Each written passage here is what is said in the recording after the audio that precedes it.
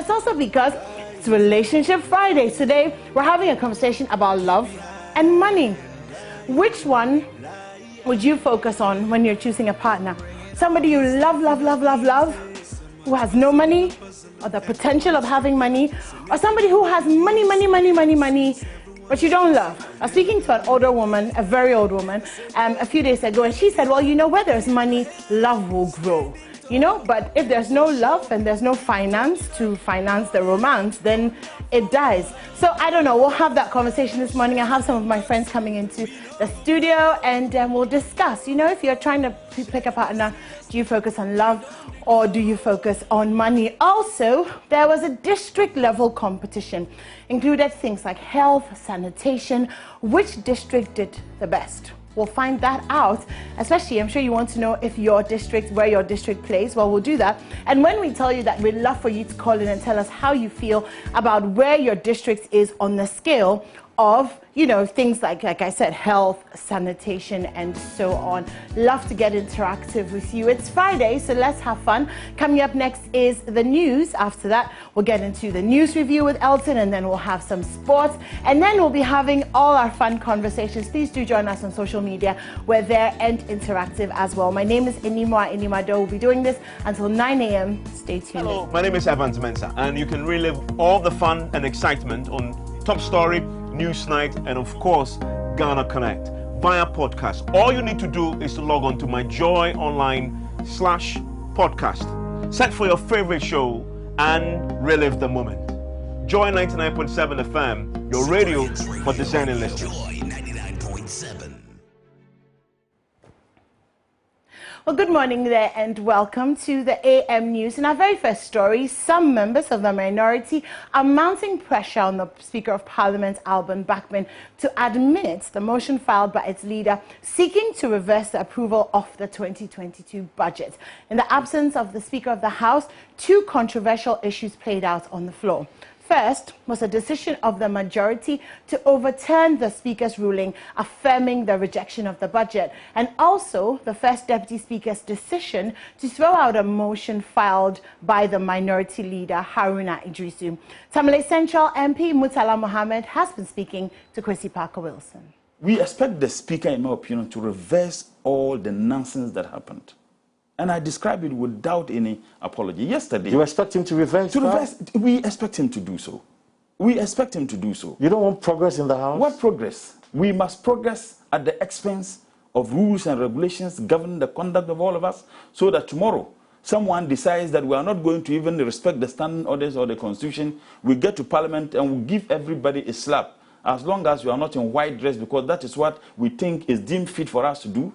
When the Constitution bars us from doing those things, are we compromising the very rules, the very laws that we have set up for ourselves?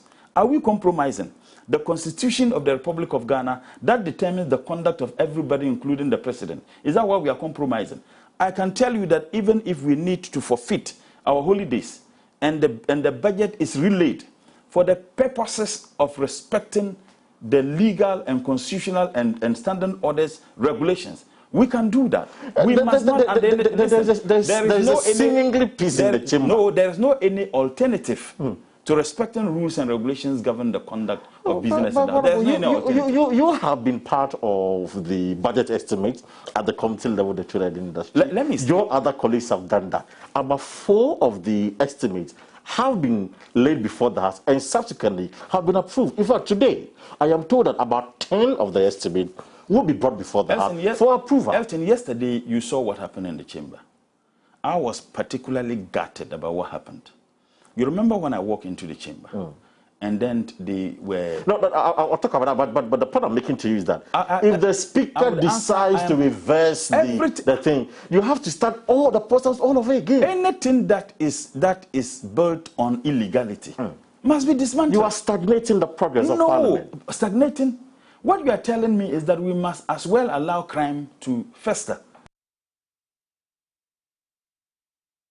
Now, former President Mahama is calling for the review of import substitution on critical foods to curtail the dumping of frozen chicken products on the local market. According to him, the country spent $2 billion on critical foods at the expense of local agribusiness.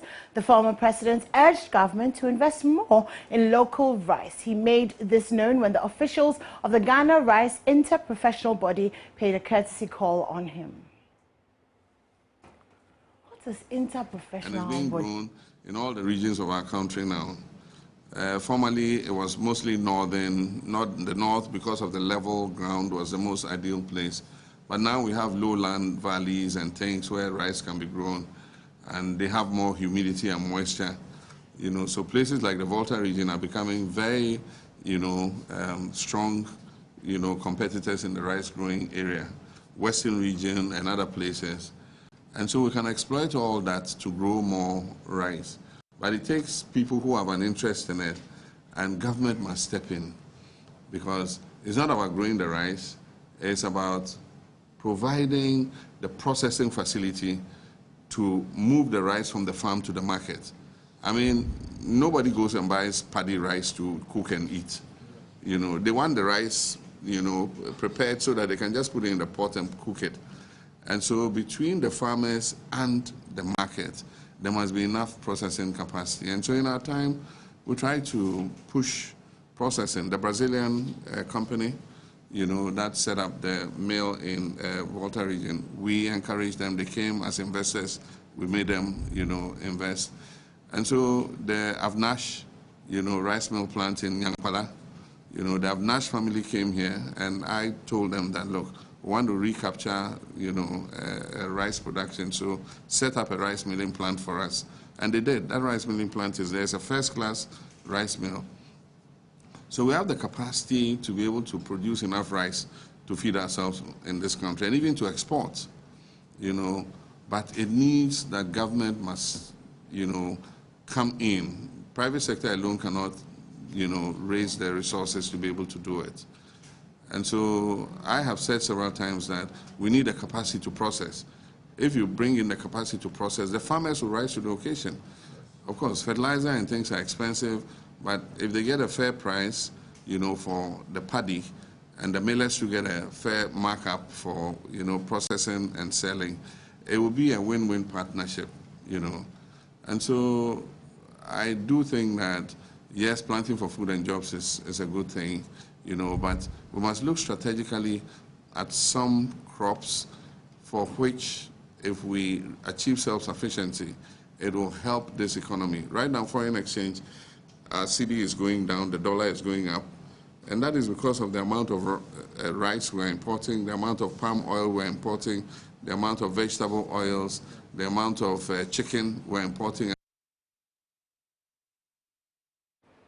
He quit his job as a policeman because of his fear for guns, but was killed by a gun in the Ablekuma Central constituency. That is the story of 30-year-old Ibrahim Abbas, one of the people who died during the post-electoral violence last year. At a vigil to honor the memory of the 5 persons who died, the opposition National Democratic Congress served notice the party will ensure persons responsible for the killing face the full rigors of the law if it is elected in the 2024 elections. Maxwell Agbagba has the rest of the story.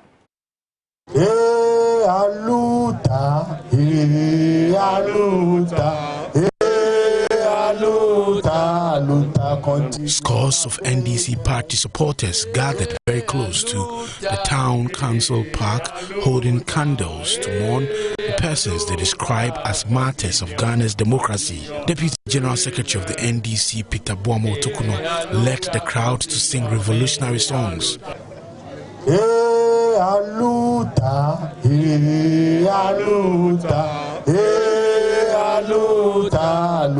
Continue unabated. Some of these souls,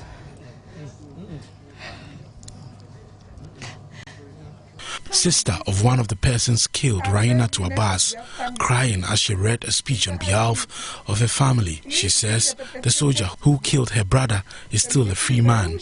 She wants President Akufo-Addo to intervene and ensure he is prosecuted. he attended Ebenezer Secondary School where he studied science and excelled.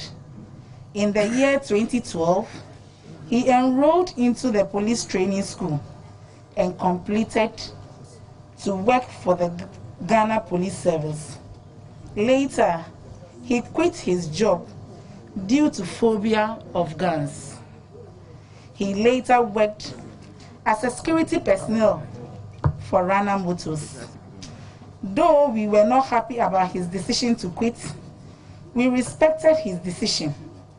He got married to a beautiful wife named Hawao on 8th November, but met his untimely death on 16th December 2020 after being shot at the Collation Center on 8th December. I'm calling on His Excellency, the President, and the IGP. I know he is doing his best, but his best wouldn't be enough if he can't serve justice to these innocent souls. Some of these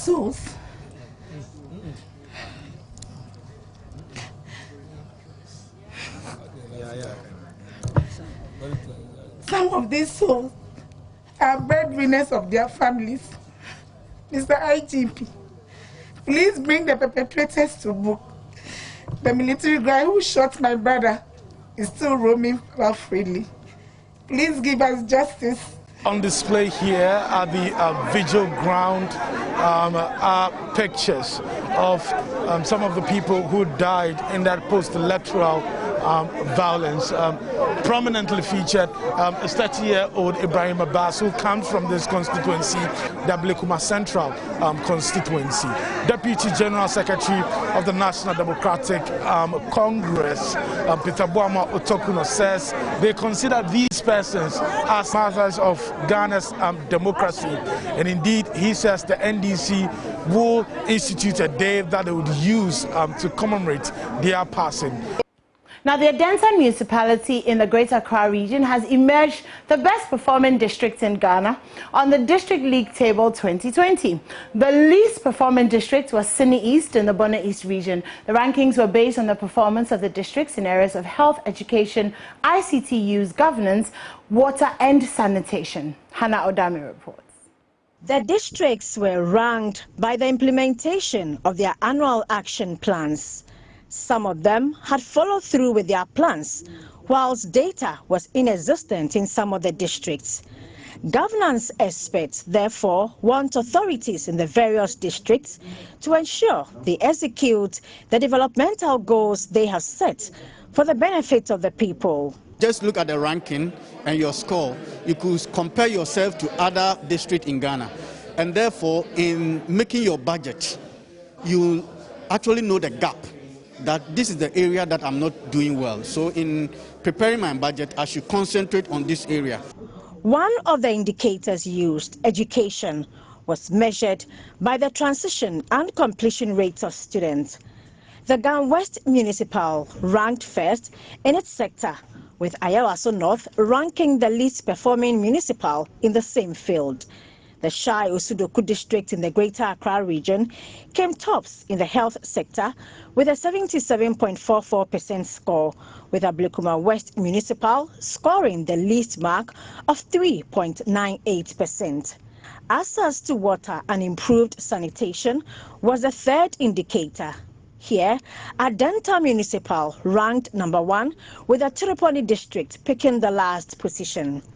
ICT use and governance were also graded for the 260 districts studied. Research fellow at CSPC of the University of Ghana, Dr. Kojo Opoku, revealed lots of developmental gaps were identified in terms of access to services and distribution of resources. He, however, believes this can be addressed if resources are equally shared. For given sectors, some districts that are unexpected, they perform well, and others did not perform well. So, for example, in the water and sanitation, we know the background of Adenta and how it performs. So that also tells you the implication of interventions. Dr. Nana ATTOH of the Office of the Head of Local Government Services wants citizens to use details of the document to hold their officials accountable. If today I'm going to argue that there's lack of infrastructure in a particular region or particular district. I don't need to go far. I just take this document. And if I'm going to see Ms. Dufay, have I pronounced it right? Yeah. She has a copy of the document. So she wants to test whether the person coming to see him or her understand the issues that the person is coming with. So if I go and I talk nonsense, it means that I've not even read the document. This document is very good for all of us. Questions that we should be able to ask our leaders. Just take a copy of this document and it's there. For Joy News, I am Hannah Odami.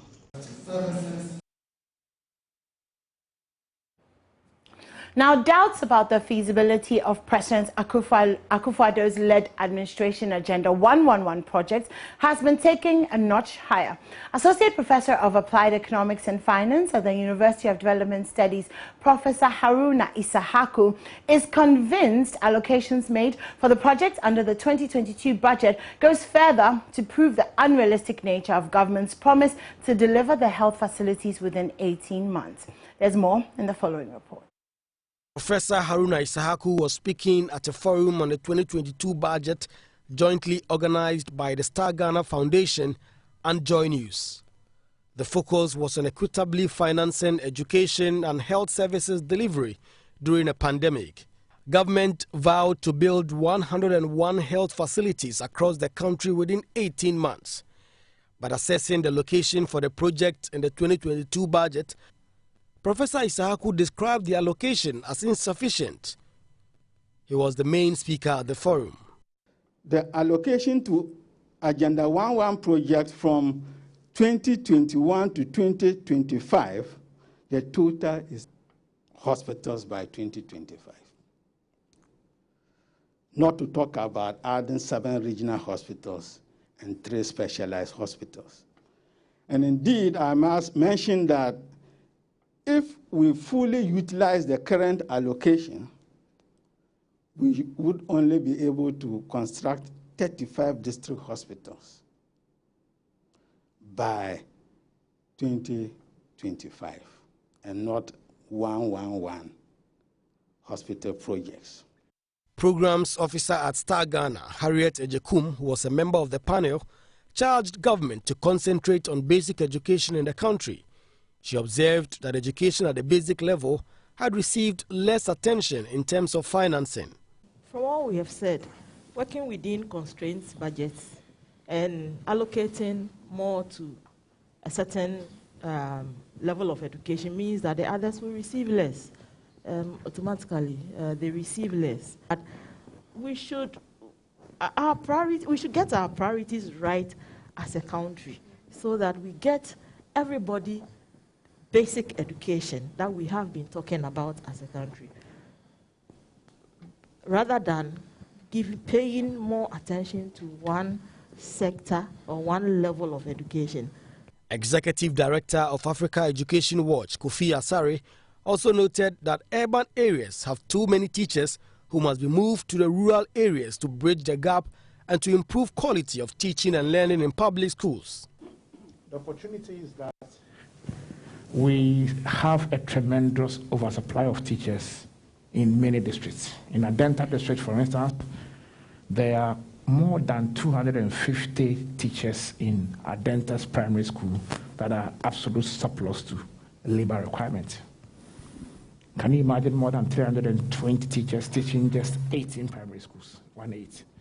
So the opportunity is that the Education Ministry and engineers will have no option than to think outside the box and innovate on how to redeploy and rationalize teachers and ensure that teachers needed in Zabzugu and Nkwanta South, for instance, are shipped from Adenta to where they are needed. Other speakers, including Professor Ekuya Anyidoho and Professor Eric Esibe, made these submissions. We tend to think of the LEAP program and other social protection measures as consumption. They are luxuries, they are charity, right? And I think it comes back to this question of, are we truly trying to, are we really considering that people are at the center of the things that we do? We begin to now think about how can government come up with very innovative revenue measures that will perhaps be ring-fenced for education and for health, like we did some time ago with Get Fund, where we put 2.5% VAT and ring-fence it for education. And we all know the benefit that has come. Can we create that kind of fiscal space and ensuring that there is value for money, there is expenditure reprioritization towards education and health and then social protection? The budget estimate for 2022 is yet to be approved by Parliament. The minority in particular have fiercely resisted the budget, largely because of the e-levy and the non-inclusion of support for victims of the recent voter tidal wars. The finance minister has since made some modification to the budget and has presented same to Parliament. And that's it for the AM News this morning. But of course, the show continues and we'll be diving straight into the newspapers. After this, stay tuned in. And then we have the Honorable Elton Brobe in the studio with us this morning. I thought I lost my seat in Parliament. No, you haven't. Not in the Parliament of our lives. Okay. Yes. How are you though? I'm doing good. I'm doing very good. Awesome. Yeah. Excited about Friday? Absolutely. I mean, last night was good. What happened last night? We had the privilege of being hosted by the President of the Republic for a dinner at the house. So that's how my day ended. Okay, all right. You're a very, very important person. Oh, I am. I see. Yeah, we have to shift. We have to shift. So what did you eat? Oh, the menu was jollof, plain rice with all the assorted meats that you can think of, and then plus, dessert. What kind of dessert? Salad, vegetables. Yeah, and the rest, Dessert is not vegetables and salad. Ice cream. Was there ice cream? I'm telling you what I saw. I'm telling you what I saw. Also said the dessert. Also said the dessert. I'm telling you what I saw. Elton, you're going to spoil my makeup. Oh, wow, I see. And what did you drink? What drinks were there? Oh, red, white wine and the rest. But I'm not into alcohol, so you didn't do it. I went for mango. Okay, so the president was there. Yeah, he was there together with members of the Presidential Press Corps. Oh, that's nice. The Chief of Staff, the Director of Communication, and a few other people. Just the media. Just the media. And the president, yeah. Oh, that's really nice. Yeah. You had a good time. Yeah. Awesome. So you didn't bring us takeaway? From the program? It happened last night too. But you could have done the takeaway, put it in your fridge, and then you bring it this morning. Okay, I'll go back to the Jubilee. I'm sure Very funny. I'm sure they will be left. You think there'll be some left? Oh, that sounds really good. It's a nice start to your weekend. Of course, it is. It is. Anyway, so today we're talking about love and money. You know that at first, used to marry for love. Yeah. Now, it seems like it's shifting. But what do you think? Would you, marry for love or for money? And is it different for men than it is for women? Well, I think that love is good, but money is very important. Wow. Very, very important. Even both ways? Yeah, I remember I was watching this movie on Netflix, and then, a lady was being chased by two men. One grown up, and then the other guy, same age as the lady. So the two of them went to the lady's house at the same time. So the elderly man, not so elderly, but about the 5 years older. Okay. Yeah. So she brought the lady, I think a Mercedes-Benz or something, plus some amount of money to go and, blow, do herself good. And then the other guy came with flowers and all those. And the man said, look at what I brought. You are bringing grass. So, I mean, money is good. It be grass where we go chop. Money is good. Money is very important. Love is good, but money is very, very important. Yeah. Without it, I mean, I don't think love can put food on the table. Yeah. Or love can. But love too, Charlie. When I love, Shada they hung like Bible that. says money answers all things. Yeah. So there's money for you.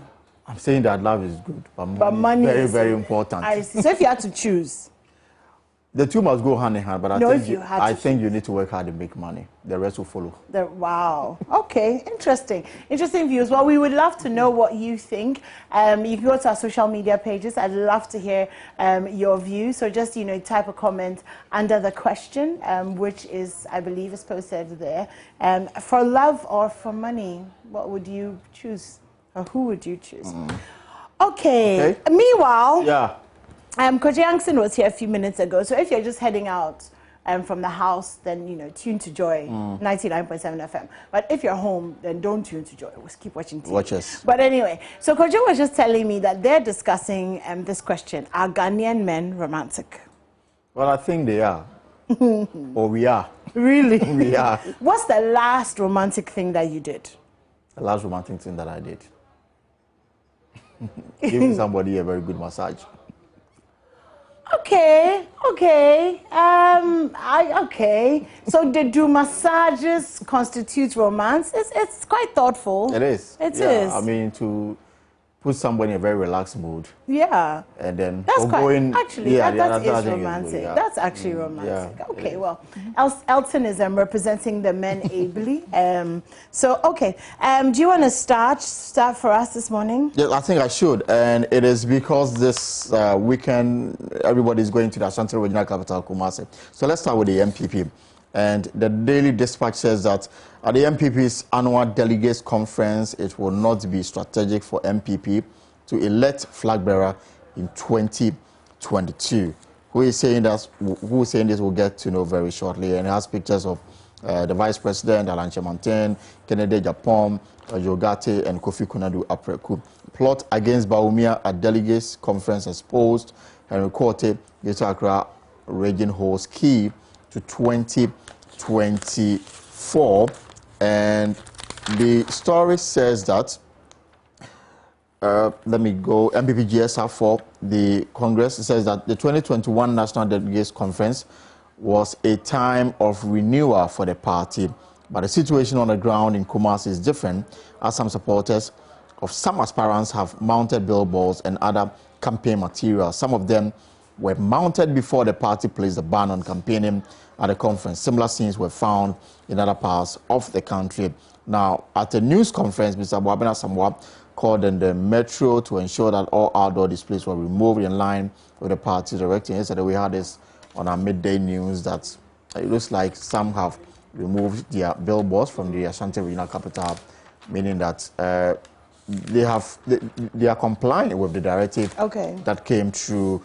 And again, the dispatch says that since the fourth Republican Constitution came into effect in 1992, the two main political parties, the MPP and the NDC, have rotated power over 2 4-year terms, a total of 8 years. Now, as 2024 approaches, the MPP has publicly declared that they want to break the 8-year chain and win a third straight victory. The NDC believes that the 2024 should be theirs, having virtually split the parliamentary seats into two. Elections are largely determined by swing voters, and in Ghana, the three main swing regions are the Greater Accra, Central and Western region. The three, Greater Accra seem to be the king of the three swing regions. First, what is the ethnic composition of the Greater Accra region? Now, if you take the Daily Dispatch, the ethnic composition of the Greater Accra region accounts at 39.7%. That was in 2010. As at 2021 per the Population and Housing Census, accounts in the Greater Accra region represent 41% of the entire population, followed by Ghana Damgwe 24%, West 20%, and Mole Dagbani 5.7%. So the conclusion is that if any party is able to win the 2024 elections, Greater Accra will be a key region to watch. And then finally on the dispatch, as at press time, report from Kumasi indicates that 5 strong men have confessed to some elders of the MPP that they have been hired to splash the pictures of the Vice President, Dr. Mamadi Baumia, early tomorrow across Kumasi. One of them is reported to have said, we were approached last week that to give the impression that the Vice President had disobeyed the party directive. And then this, according to the Daily Dispatch, and then the party said, again, the paper says that it will not be strategic for the MPP to elect 2024 flag bearer in 2022. That's one of the key constitutional amendments or proposals that the party will take a decision on whether to elect in 2022 or 2023. The decision will be taken by the delegates of the MPP tomorrow on Sunday. Sunday. So when are you leaving? Per the arrangement, we'll be going tomorrow, Saturday. Okay. The Congress itself is on Sunday. Sunday. Yeah. Tomorrow, I'm told that they will have a carols night. The MPP will have a carols night in Kumasi ahead of the conference on Sunday. Okay. Yeah, Thanksgiving sort of. A Thanksgiving carols night. Yeah. So you'll attend that? We'll be in Kumasi on Saturday. Hopefully, we'll cover everything that will happen. Okay, there. And then Sunday, the actual conference, and then you'll be back Sunday night. We are hoping that per the program, they are hoping to wrap everything up by 4 p.m. If they go by the time, that means that it will leave us a lot of time to come back to Accra. Come back. Can you imagine the traffic, though? Exactly. Because even, oh my God, without delegates, like trying to get from A to B in the past few days at this time of the year has been crazy. It's been so much traffic. And I know that it's going to get even worse from Monday. Where are the people? Where are they coming from? Nobody knows, and the people are complaining that it's going to be a dry Christmas, but it doesn't appear so. When because you look at the exactly traffic and the amount, the number of people who are in town doing shopping here. I tried to go to Medina Market yesterday. And I couldn't because the traffic leading to the market, we were in it for maybe an hour and a half, and we moved like, I don't know, and then we were just like, nah, it's just not worth it. And this was pretty early in the day. Yeah, it looks like if you want to get things done, you have to go like, very early. Yeah, and then go inside the market and wait. Sure. Anyway, there's a very interesting story on the front page of The Finder. Women spend 26,500 cedis to achieve slim, thick figure. Interesting. Now let me give you the details. Okay. So the demand for bigger buttocks and slimmer waists cost some women about 26,500 Ghana cedis. This was revealed by some beauty spas and body enhancement dealers who take ladies through fat burning therapy and begin enlargement procedures for the body. Now these are actually quite expensive. So for example, let me just run through some of the procedures that are in the Finder. There's Vanquish Me therapy. Now that uses selective heating as well as sound to kill unwanted fat cells, which is stress-free, safe, effective, and is approved by the FDA and costs about 700 Ghana cedis per session, Elton. Treatment covers a large area. It burns out excess fat from the stomach and waist. Okay, and the person who does this is saying that about 90% of the clients who have done this treatment have seen instant results. Wow. Okay, then there's ultrasonic cavitation therapy. It reduces cellulite and adipose, which diminishes the body's fat deposits that could be hard to get rid of. That's 200 cedis. Ultra slim therapy is non-invasive, and it brings about immediate fat loss. Patients lose about 1.5 to 3.5 liters of fat and pay about 1,000 cedis per session. Sculpt therapy is high intensified electromagnetic energy that causes 20,000 muscle contractions in 30 minutes. So it improves abdominal tone. Firmer abdomen tones, firm and lifting the buttocks. 4 sessions are needed within 2 to 4 weeks for satisfying results. The 4, let me move on. Wood therapy, wooden massage-like tools to break down fat. That's about 200 a session. Then there's cool sculpting, which is about 400 cedis per session. And so that one, they use cold temperature to freeze and destroy fat cells on the abdomen, thighs, back, and upper arms. Vacuum therapy, breast firming and enhancement vacuum therapy. Wow, it's about 150 per session. And so it will last 1 to 6 months. Okay, and this one makes your breast firmer. Wow, all right. Interesting. Okay.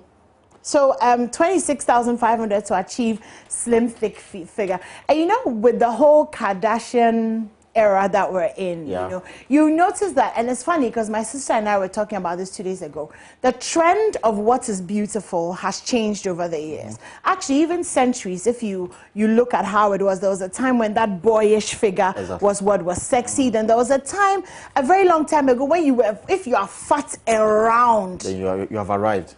You've arrived.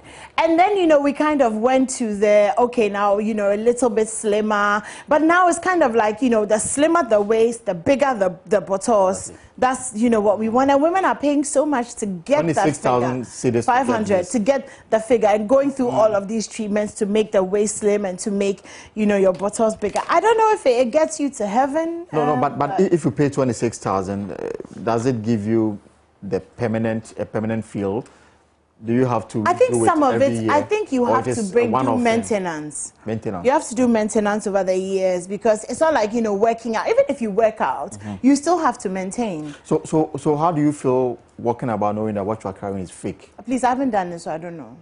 But the argument would be that it's not fake because it's still my body. It's just that I've used, different tools to burn fat or to sculpt or to, which is the same as going to the gym. Because when you go to the gym, depending on the exercises you do, you may build some muscles and it's all just a lot. I remember somebody's back got exploded on an airline. Yeah. But that's extreme. Now that's like surgery. Yeah, that's in like proper surgery. I mean, these ones don't seem to be invasive, but it's still very expensive. It is very expensive. I mean, and the ultimate question is to get this done. The ultimate question is for why? Exactly. And for whom? And for how long? Yeah, and for whom?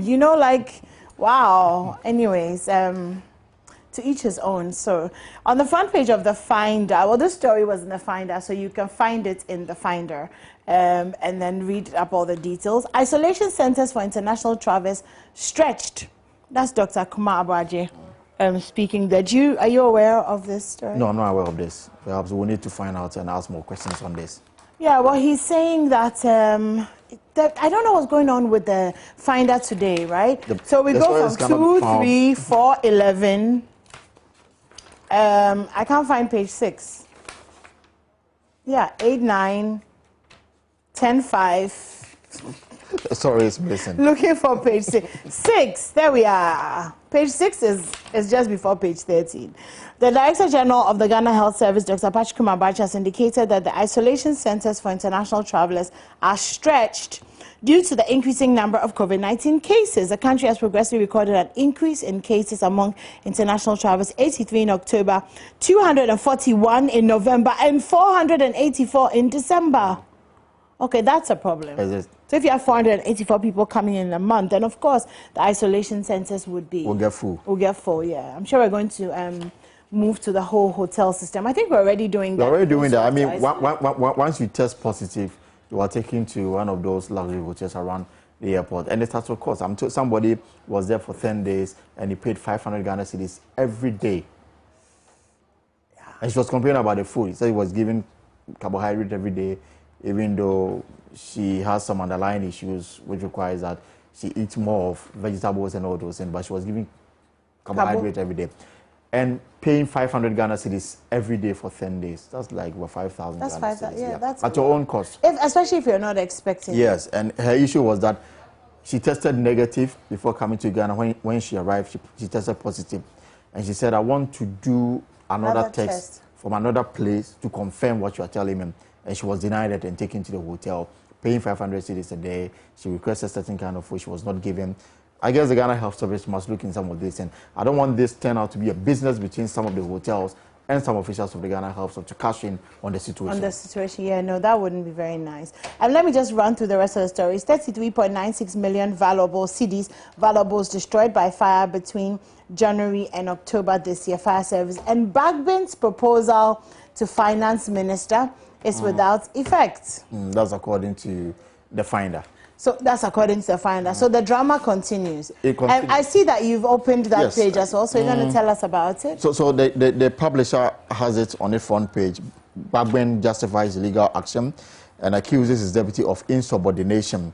The Speaker of Parliament, Right Honourable Alban Kingsford Sumana Babem, has insisted that the House was duly constituted for its work for the purposes of business and voting in accordance with Article 102 and 104 respectively of the 1992 Constitution on the 26th of November 2021. He said public record of the vote and proceedings of the House on the 26th of November, in which he announced a rejection of the 2022 budget after the majority has staged a walkout, lent credence to this position. Mr. Babin said a decision taken on the 30th of November 2021, which decision suggested I acted ultra virus the Constitution when I put the question on the 2022 budget statement, economic policy appears strange to me. The Speaker stated that this is a formal statement he delivered to the House yesterday in relation to the rejection of the rescission of the 2022 budget statement and economic policy of government. Babin declared that the decision of the First Deputy Speaker, Joseph Osei, to overturn ruling and to be counted as one or as part of numbers forming a quorum on the 30th of November is an aberration of parliamentary proceedings. But he could not say that the man was wrong in counting himself among those who were present on the floor, but said that it's actually marks of insubordination. But the matter has been put to rest.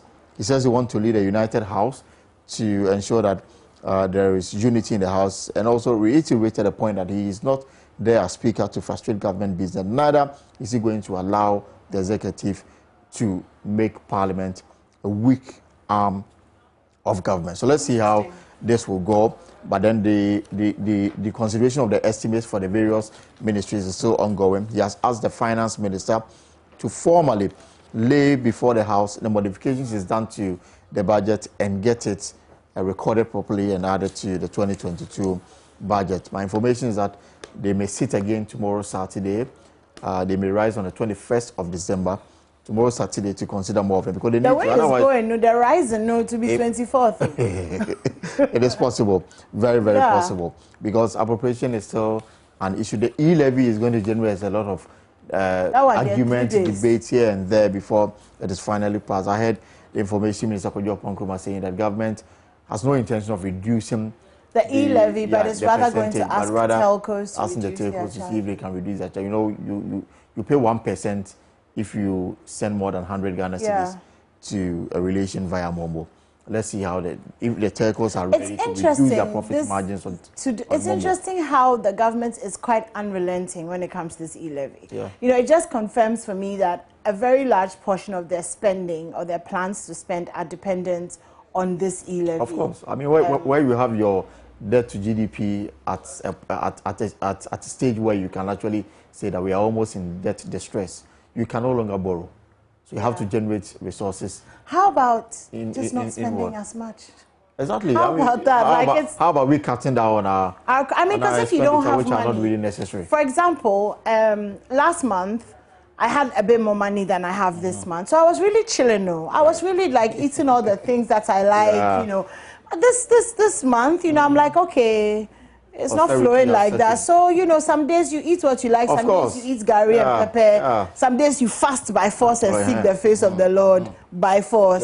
You know, and we move. But I don't know what this, you know, it's like insistence on the money must be collected. It's two things, you know, it's either fine, they're going to collect the money and everything will be fine, and then maybe they'll lose the election because people will be upset, or people will actually stop sending Momo. And that will pretty much crush an agenda that we're trying to build. Because already before Momo, we were not a cashless system. We deal with cash. Of course, we're doing it. And the other side of the coin is also that they claim that if they're able to also generate the money, then the road in your area, which you are crying that it should be fixed, they'll be able to have enough resources to do it. You see, but we don't have faith that that will happen. Well, because we've seen so many times, and it's not just with this government, we've seen so many times how this is said, oh, we're going to use it to do this, and then it's not used to do this, and then the Auditor General will come out with the reporting, and like, wow, 32 million Ghana cedis on conferences and seminars from January to September. But the last Auditor General's report reported misapplication or misappropriation of public funds to the tune of 12 billion Ghana cedis. Yes. Now, we are hoping to raise almost 8 billion Ghana cedis from this the e-levy. So if we just if we're able to block the loopholes in our public spending, we'll be able to generate so much money that wouldn't You know what the MPP's argument on that was? And I had one of the members of parliament here, Kwame can't remember his last name. His argument was that 12 billion cedis was not like physical cash. A lot of it was imagined. Like, you know, so if you didn't do it and you had done it this way, then you would have saved this. So it's not physical cash. And for me, that's a very problematic argument, because if there's a best way to do something, why would you just not do it and save the money as opposed to... Anyway, you know, we could argue about this forever. Unfortunately, we won't be in Parliament to vote. Anyway, let me run through this quickly. The Lighthouse. So lawyers of Lighthouse Chapel International have hauled investigative journalist and editor of the Fourth Estate news portal, Manasseh Zuriawene, before an Accra High Court for defamation. The plaintiff insists he was defamed when the news portal in the publication Darkness in the Lighthouse made some disparaging remarks about the church and its founder, Bishop Dag Heward-Mills. According to the plaintiff, by reason of the publication and republication of the said words, the plaintiff has been gravely damaged in its character and reputation and has suffered inconsiderable distress and embarrassment, and also suffered aggravated damage. Other defendants in the suit are Edwin Appiah, co-editor, Suleiman Abrahima, who is the executive director of the West African Foundation for Media Foundation for West Africa, as well as the Media Foundation for West Africa as an entity. In the statement of claims cited by the paper, the plaintiff said the issue of the Fourth Estate dated 23rd April 2021, writing under the bold headline Darkness in the Lighthouse Part 1, Pastors with Count Abuse and Trauma. The defendants published or caused to be published defamatory words about the plaintiff's profession as a Christian organization. Well, the matter is in court, so we'll wait and then hear the outcome of this suit against Manasseh Awini Azuri and 3 others, Edwin Appiah, and then Suleiman Abrahima. Akufo-Addo pleaded with Ghanaians to get vaccinated, court orders South African leader Jacob Zuma to return to jail, Angola to start vaccinating children, giving COVID-19 booster doses. Yesterday I was watching Sky News late, and then I mean, there was a special feature on Christmas in UK, Christmas ahead of UK, and then the report was that most streets have been deserted because people are now back home, fearing that going out means you are exposing yourself to the virus, and that they are looking forward to a very quiet Christmas. And you know, you've lived in London before, so you know how. I mean, Christmases are already quiet, so you know. But actually, and it brings to mind what we're going to be doing here. I was actually thinking that I decided that I'm actually going to have a quiet Christmas. Okay. Because I'm asthmatic, you know, and I can't take it for granted, you know, that I've actually made it this far. In this whole COVID fight without getting desperately ill. So, and I can already see how people are letting down their guard. True. You know, so I don't want to be in the mix of that. It's very, very important that you take personal responsibility for your own health. And stay safe. And of course, the people around you. Exactly. Anyways, and that's it for the newspapers. How in Nigeria, police officers are getting a pay rise to help curb bribery and corruption. So interesting one there. That's it for the newspapers. Quickly go to myjoyonline.com. Let's do a few stories from there. Okay, Vice President can't overturn President's earlier decision in Cabinet. Bagbin to first deputy. That's an interesting analogy. I do like Alban Bagbin. You know, it's very fatherly. So, a few more stories. Quorum is based on members' presence in Parliament, not in the chamber. That again is according to Alban Bagbin. GHS names categories of persons to be covered by mandatory vaccination in January 2022. Police have placed 50,000 Ghana cedi bounty on robbers who killed officers at Zwarungu. And there's a story of how armed robbers murdered 2 police officers. The Asante-Hene rejects section of New Lands Act that demands accountability. That's in regards to chiefs, how chiefs sell land. So walkouts do not invalidate parliamentary proceedings. Parliament begins deliberation on controversial e-levy bill, and government engaging telcos to reduce charges to help maintain 1.75% levy. That's according to Kojo Oponkruma, Minister of Information. All right, Elton, thank you so much. You have a romantic Friday morning. Stay safe this weekend Sure, I will. in Kumasi, and God bring you back safely to us. All right, we're going to take a quick break. When we come back, we'll get into the sports, and then after that, we'll get into our conversations for today. Remember, we're talking about love or money. We're also talking about how well your districts did in the district level competition, health, sanitation, ICT, governance, and some other issues. How well did your district do? Pop over to Facebook and comment on our post. I'd love to know what you're thinking. Love to get interactive. We're taking a quick break now, and when we come back, we get into sports with Muftal. Don't go anywhere. Hello, my name is Nathaniel ATTOH. You can catch up with all the fun and inspiration on the Joy Sports link here on Joy 99.7 FM, together with all other shows over and over again. It's very simple. All you need to do is go to myjoyonline.com/podcast and relive all of those fun moments over and over again. Joy 99.7 FM, your radio for discerning listeners. Joy 99.7. For love or for money, what do you pick when you want to choose a partner?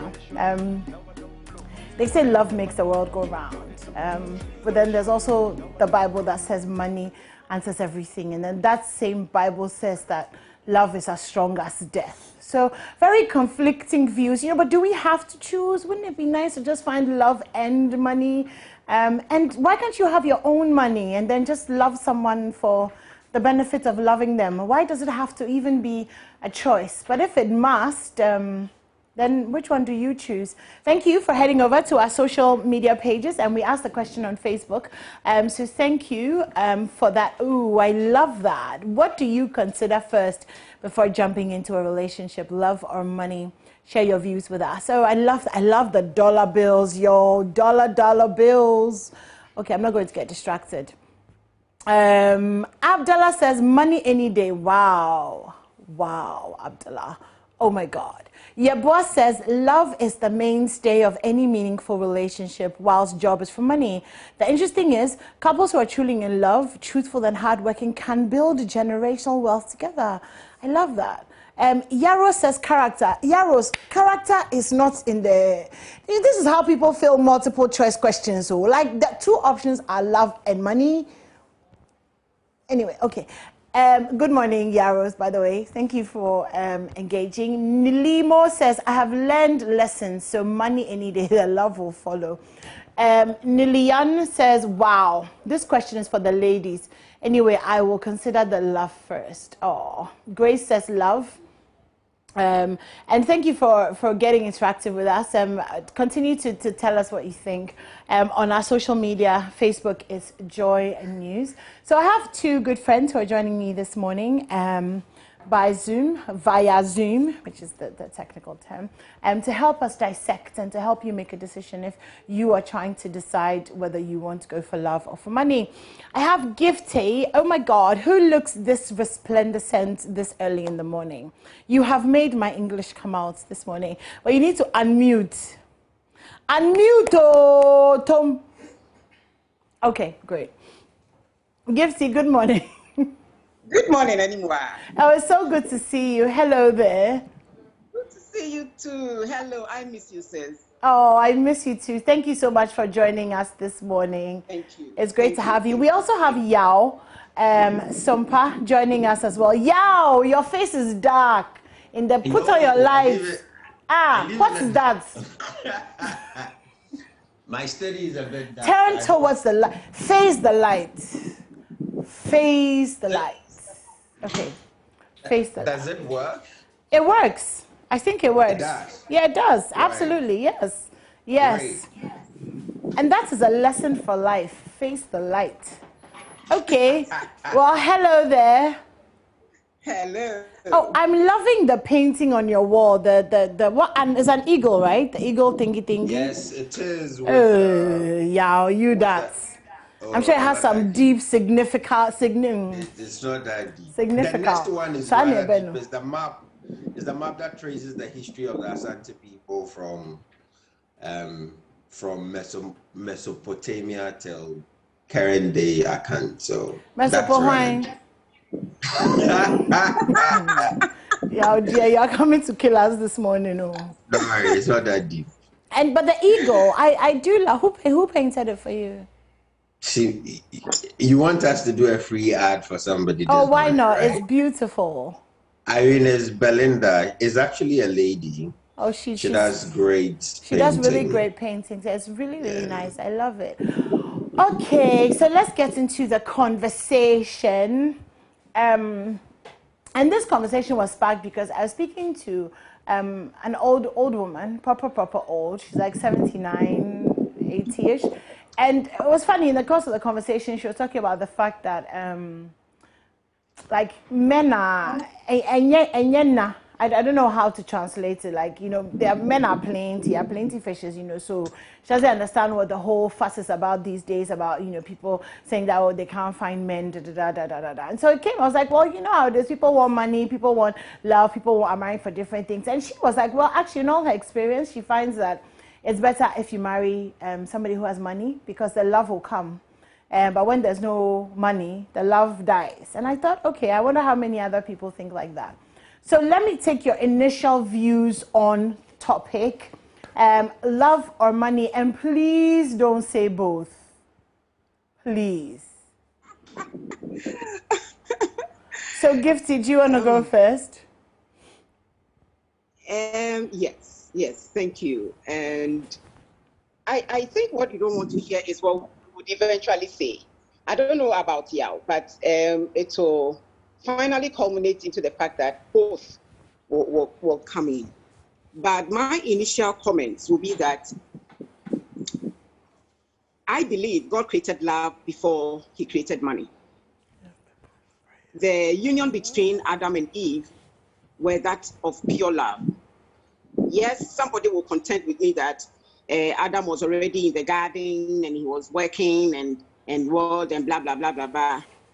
But the presence of Eve changed the dynamics. And so it became a standard that love first. And throughout the Bible, which I believe in, the Bible will go on to say that hope, faith, and love, the greatest is love. You know, if you do all things, speak all tongues, do all things, and you don't have love, then you are like a clanging cymbal or whatever. So the emphasis has been on love, and it is because of love that even Christ came. So for me, my initial comment would be that in choosing a partner, love first. Because all things can fade.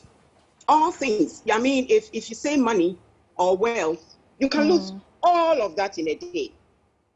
But the only thing that will make a relationship go on and on and on after wealth is lost or after the very difficult moments of life is faced is love. So I will ordinarily look at love, choosing love over money if I have that, if I am faced with such a challenge. But nonetheless, the same Bible says, money answereth all things.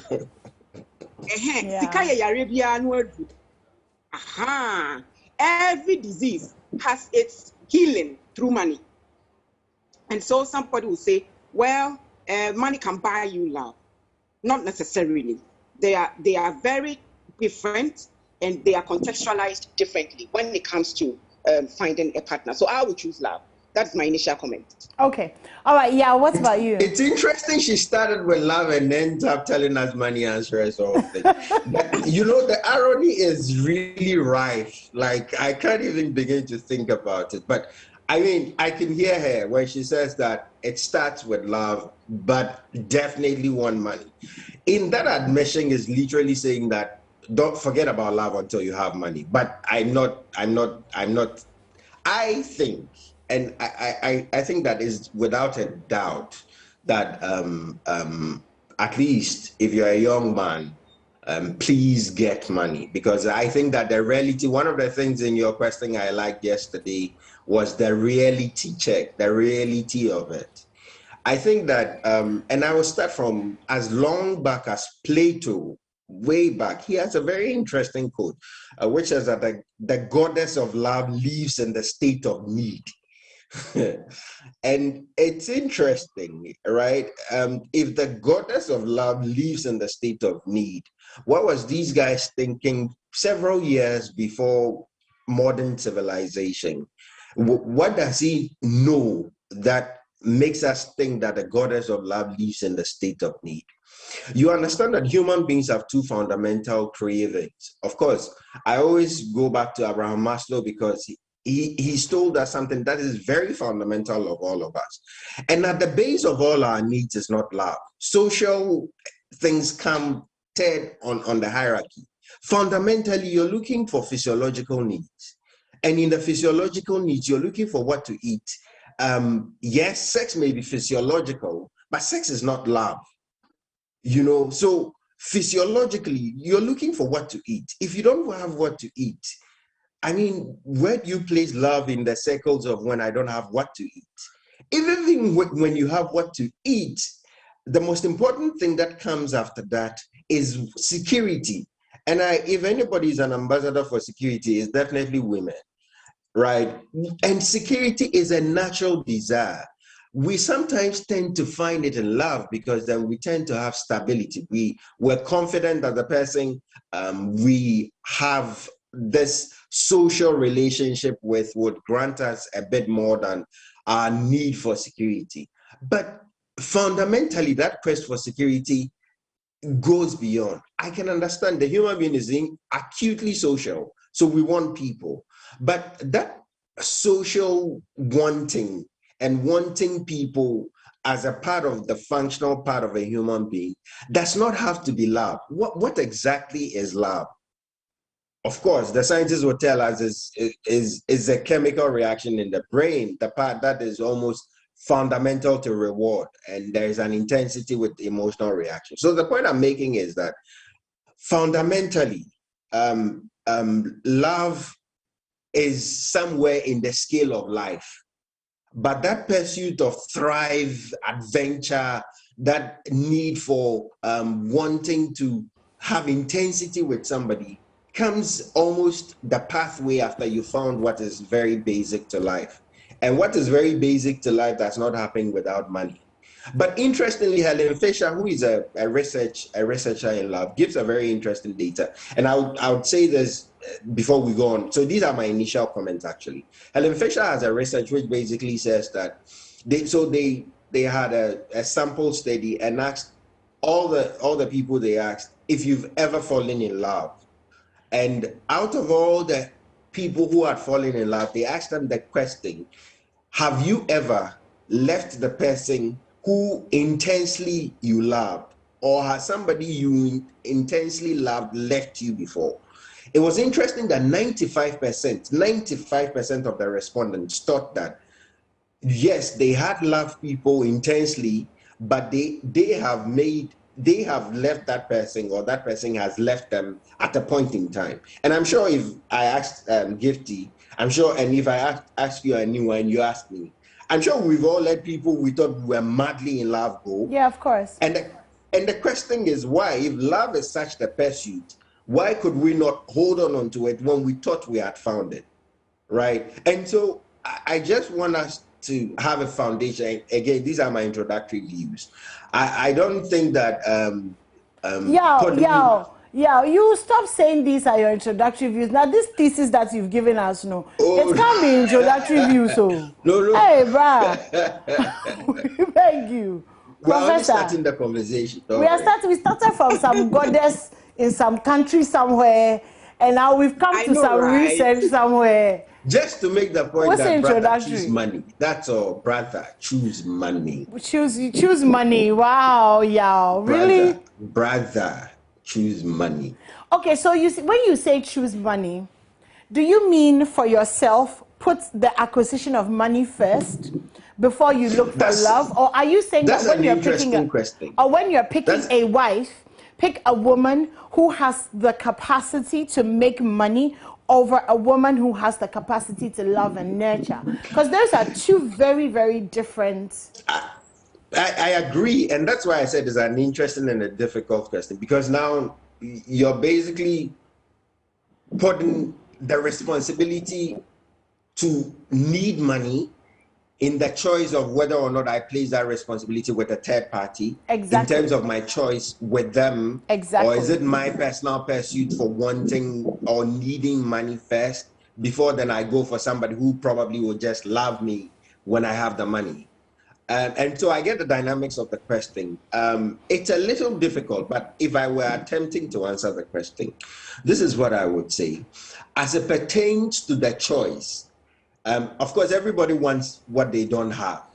And so if you don't have money, perhaps don't choose a partner who would add to the burden of not having money. And if you perhaps have money and then you don't have to worry about the need, then just maybe if even she would spend all your money, and if even she won't be productive in the pursuit of that which is necessary for life, and you can foot the bill, maybe, just maybe, because you have enough money, it wouldn't matter. Perhaps go for love. But then it would have answered the question, I have money, and so I'm only looking for love because I have answered the first question, which is the most important thing, which is money. I don't know if I'm communicating. Yeah, absolutely. I get what you're saying.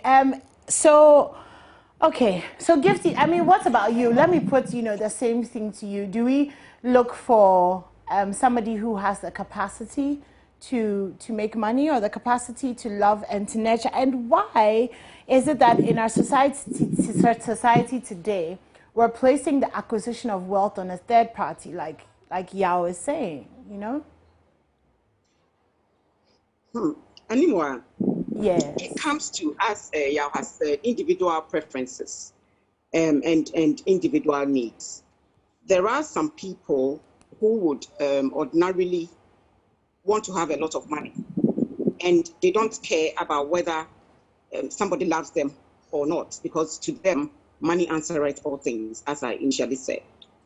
And then there are other ones who are more concerned about the deeper connections that they will have with other people, rather than, let's say, you being splashed with wealth. But I have seen this recent paradigm where there is a lot of burden on a third party to make wealth in order to sustain a relationship. For me, it is neither here nor there, because I have initially said that yes, we have the Maslow's hierarchy of needs. We have our physiological needs, our social needs, and whatever, before we get to where we are so satisfied that we don't even have any need anymore. We just want to bask in the glory of having no need. Okay, but despite that fact, Yao has admitted that we are social beings. Okay, and the basic need of a human being, really, yes, to satisfy the physiological need. But imagine a world with you alone in it anymore, and with nobody else, with nobody to show you affection, with nobody to show you care, with nobody to show you compassion. How would that be? Okay, so you can have all the wealth, but without love, I mean, without somebody being there to nurture you, okay, to give you that need that goes beyond the physical, physiological needs, it becomes nothing. Okay, so wealth, we are all shouting wealth, and now you need money, and now you need money, and no, for me, love. For you, love.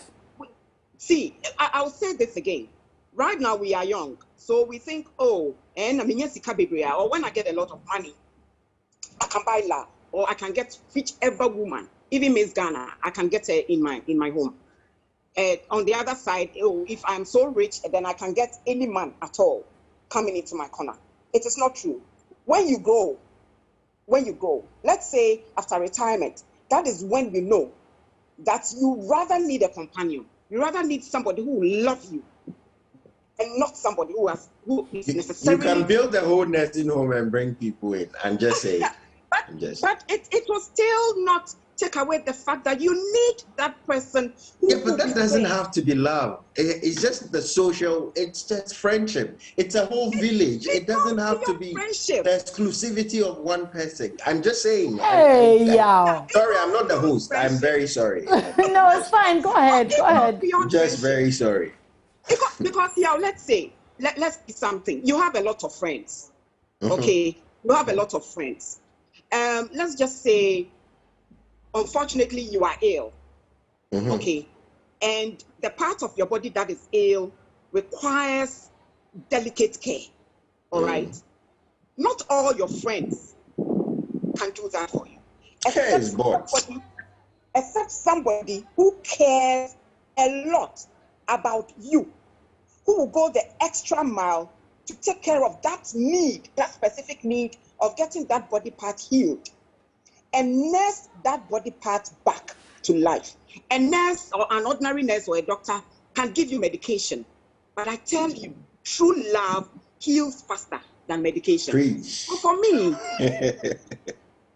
yeah, you may laugh at it, but for me... No, I'm not discounting it. I'm saying preach. I mean... For me, yes, I am not discounting the fact that money should come in at a point. I am not discounting that fact, because then what is it if you love somebody and you are hungry? Or you love somebody and you can't have the little necessities of life? No, that is not go on. So the money will come in, but we are looking at priorities. Okay, so should we prioritize love or should we prioritize money? I would choose love as a woman, but I understand your perspective as a man, because societal needs, societal expectations are that you provide the needs of a woman. And so there's a lot of burden on a man to provide, to give, okay, in response to a woman's love. And in that respect, you as a man will come across as telling the world that for a man, a branch is physical. But I will say that in all these, love is the greatest. And I will go for love when I am supposed to choose a partner over money. Okay, I mean, that's interesting. You see, and you see, Gifty is doing an amazing work. The cultural context is important.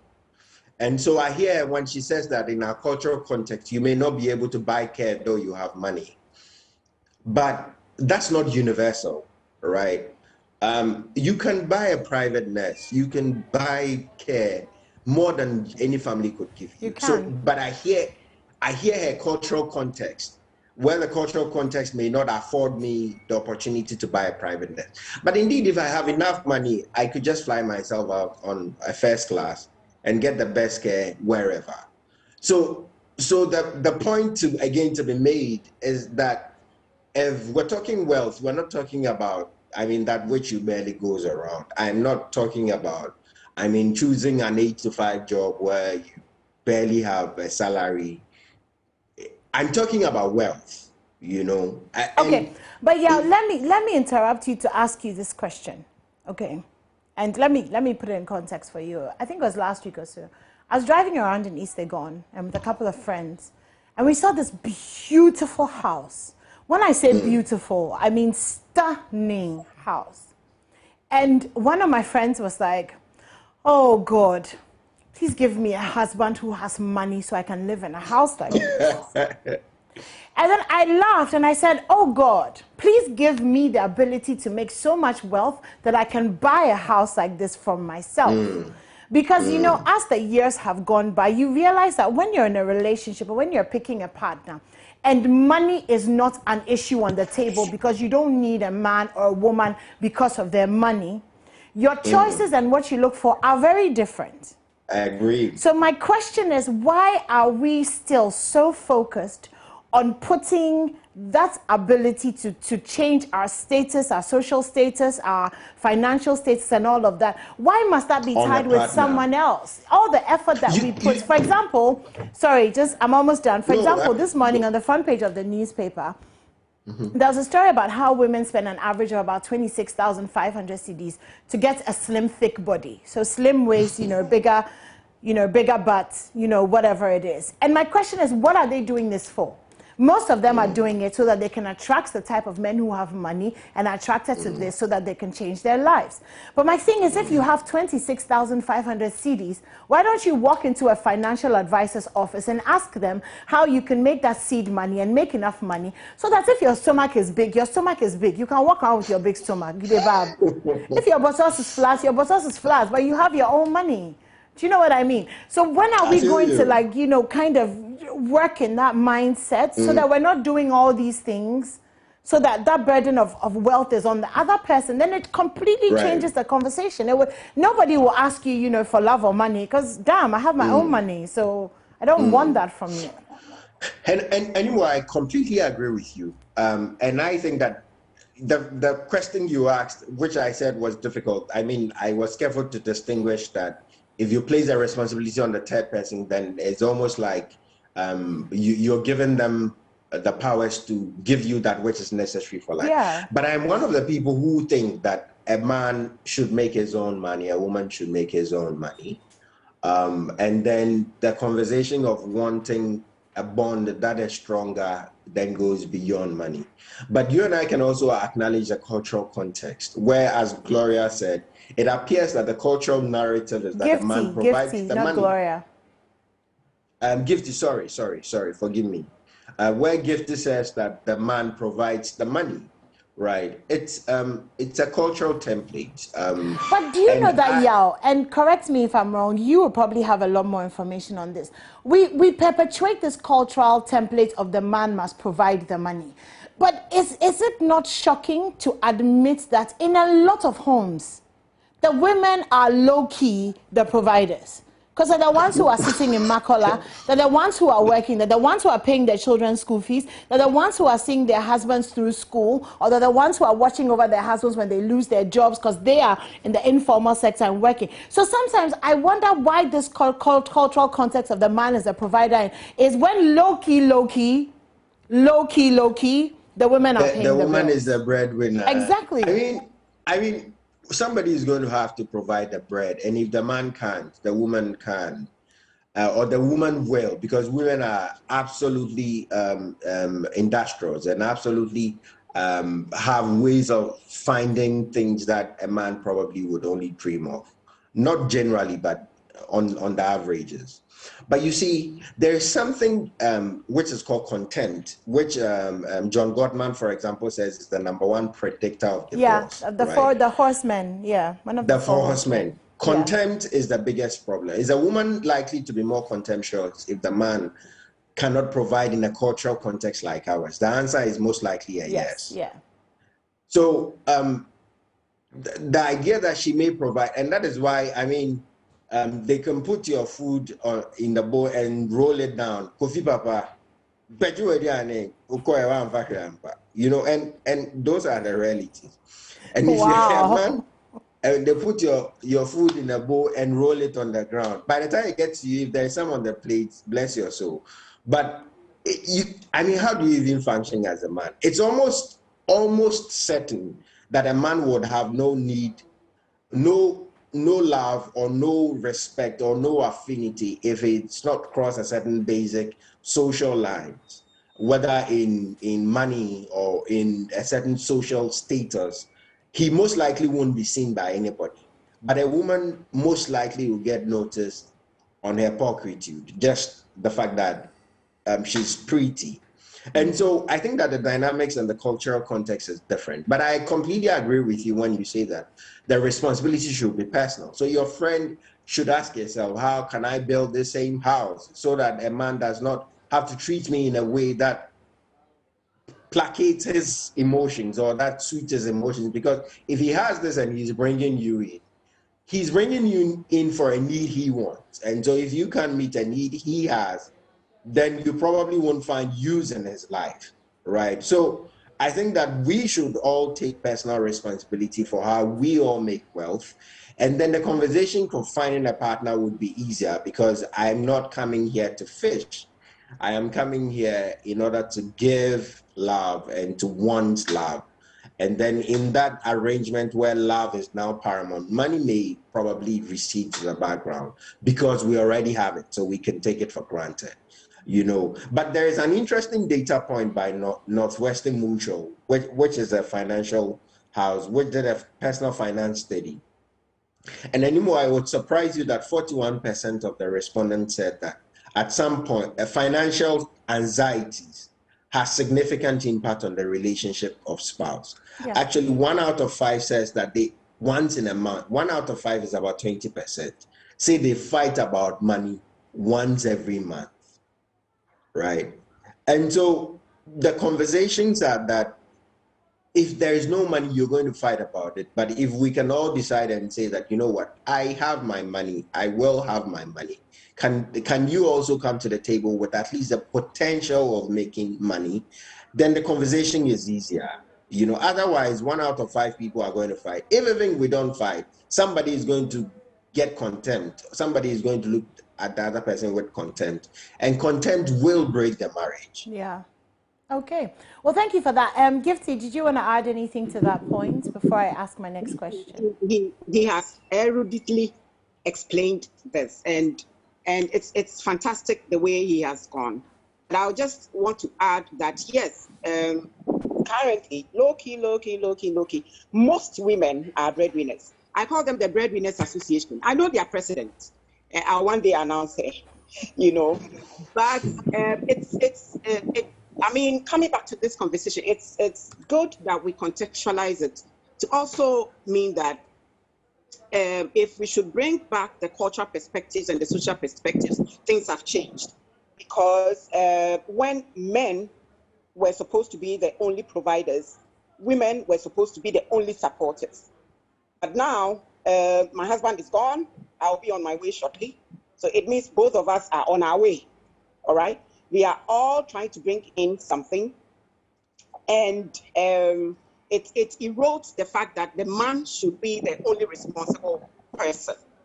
But coming back to your East Legon house, I believe that's the conversation that we should start having.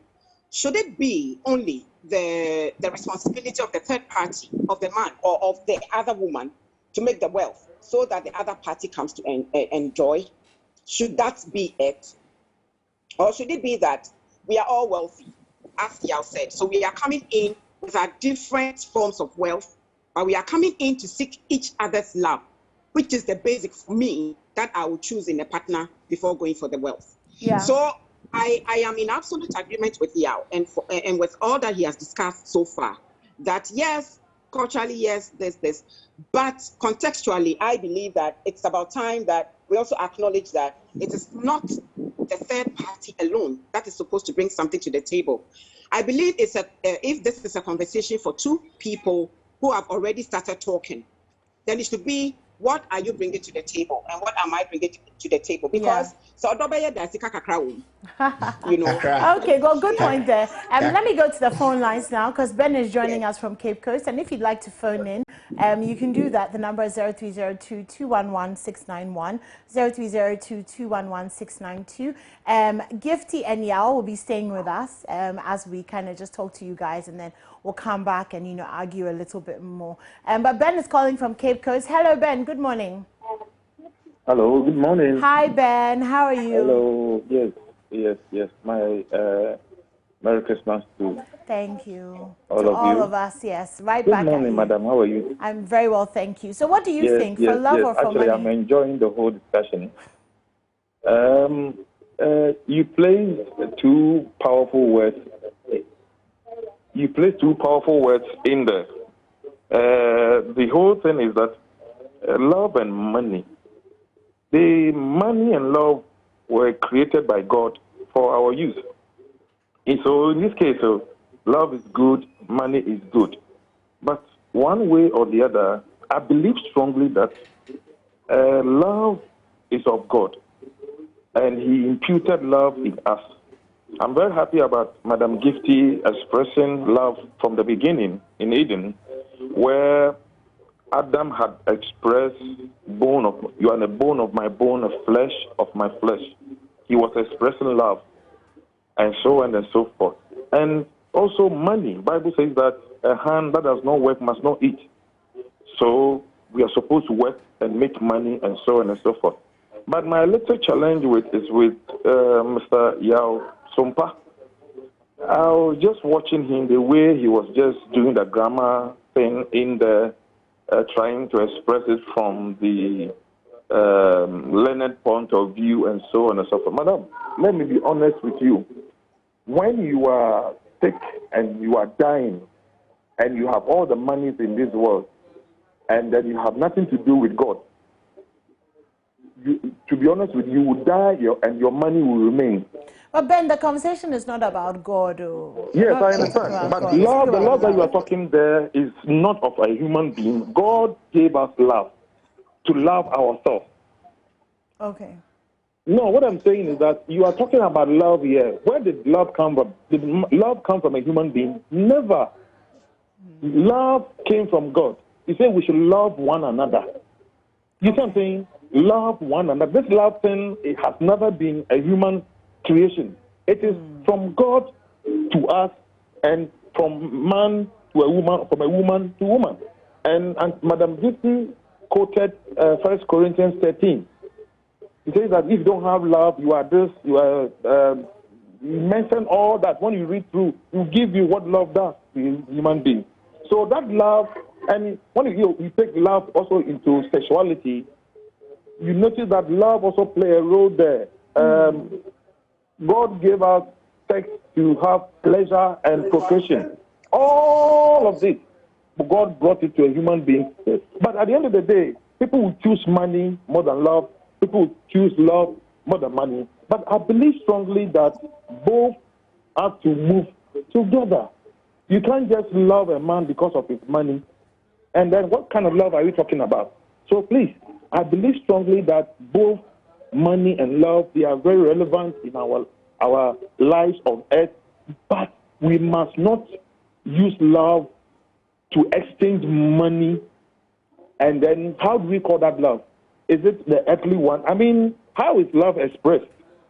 Okay. Do we have to express love in monetary terms, or then we express love in godly terms? Okay. How human beings, how are we going to do that? Okay. All right, Ben, thank you so much for your submission there.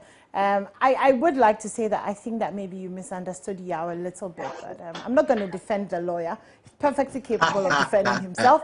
What I am going to do is speak to Rich from Doma before I come back to Yao. Hello, Rich. Good morning. Hello, good morning. Hi. So what do you think, for love or for money? Okay, yeah, before I go on with my point, I would like to say something about what my brother just said right now about his submission. I think he's getting everything wrong about the discussion, because from my understanding, the discussion is solely about our social life, but not our religious life. Yes, please. So in an attempt to shift it to the biblical means of it, it's like he's getting it twisted. Because our social life and the religious life, and there are some points that sometimes conflict each other. So what he's talking about right now, putting the Bible and other stuff, it's not the social life we are living in. Because if the discussion is actually on that, then I may say the lawyer is not on track. But the discussion is solely about our social life, love or money. Like something we are talking about here is love that exists between a man and a woman, either be in a relationship or maybe marriage. But I'm not talking about love your neighbor as yourself, or maybe what the man is trying to talk about. That is my submission though about what I'm trying to say. But going on to my point, what I'm trying to say is that love as in relationship, money shouldn't come first. Because per my understanding, if you love someone, or maybe when you're going out with someone on a date, being cautious, dating or whatever, the responsibilities are not yours, because at that time you are dating, and her responsibility shouldn't be your own. But what my feeling is, if you have someone and she's in need of something, you have this feeling that, oh, I need to help Akosia out of what she's suffering of. So try to help the person doesn't mean her stuff are your responsibility. She only becomes your responsibility when you got married to her, or when she got married to you. That is where that money thing comes in. But here we are today that when maybe you are going out with a lady, her responsibility becomes your own. So that makes it said that you need to have money before you go in for love, because of our social understanding of love now. Because if some of the pastors, that my brother wants to add the biblical issues to it. When you are going to marry a woman, in some churches that I wouldn't want to mention, and they are going to this kind of pastor trying to advise, and then this are counseling services. Some pastors even demand for bank accounts to check how much you have in your account to be able to take care of the woman. I didn't know that. In our social life right now, it is money sentence, not even love again, because the money has come now instead of the love. Okay, Yeah, Rich. so, Well, thank you so much for that. Great submission there. Let me speak to Amechofe calling from Tema, Community 25. Hello. Hello, good morning. Good morning, Leke F1. So what's up? What do you think? For love or for money? Yeah, you know, the topic itself blew my mind this morning. Because it is something that's going on in society right now that maybe the men and both the men and women, we don't know where we are standing. Because I've said that, you know, mostly there is money and there is love. And both money and love is God created them. But love is something that God has put into mankind. That no matter whether there's money or not, the love must show something so powerful that the money. But now in society we have no money as a young guy, you cannot marry because what? The woman was asking your level. Are you have money? Do you have a house? Do you have a car? Are you getting me? So it becomes that before you go towards maybe relationship, maybe get married, you'll be thinking like you become so confused. Okay. But at times I see that generally or maybe in nature, you may broke, but after getting a woman of your life, that is where you got married with a person, something God can change your destiny. Money can come in. I feel that's in my spirit. Yeah. God can change your destiny. Yes. Yes. But maybe you are waiting that you are going to get money before God married and you remain broke. You remain broke. Your wife can be your destiny helper. She can be your destiny helper, bro. Yeah, your wife can come in, your life will change. One time. A man can come into your life will change. One time. But if you are waiting for money before God married, then you are making a big mistake. And I know women right now, they have money, have beautiful houses, but they are looking for men. No man. But the men are afraid of them because they don't know the source of their money. Yeah. Yeah, so mostly we are making mistakes because what? Having money before marriage is a big mistake. Yes, okay. Seeking for God will bring the woman in your life. Maybe when you have the money before getting married, fine. But if you don't have the money, don't wait for the money before God married. It's a big mistake. Please, that's this is my contribution. Wait. Before you go, please. Yeah. Do you have a church? Please come again. Do you have a church? Are you like a pastor? No, I'm just a junior pastor. I'm just a junior pastor. You're fun. I can feel the anointing this morning. I'm telling you. Fantastic.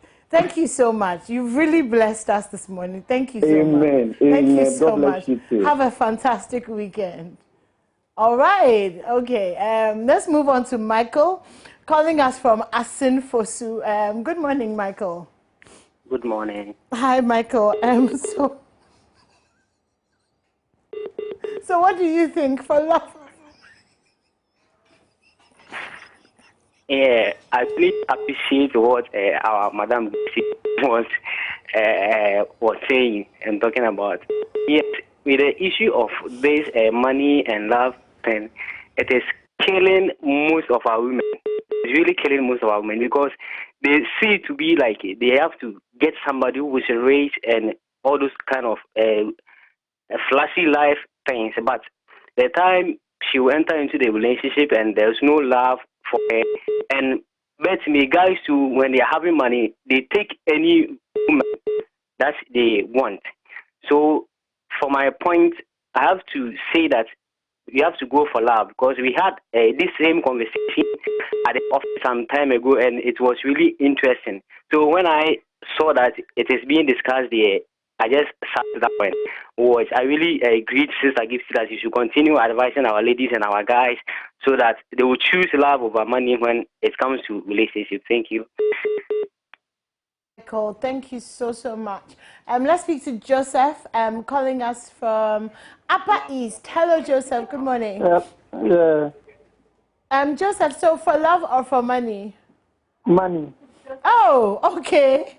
That was quite abrupt. So I wasn't expecting that. Okay, why money? Yeah.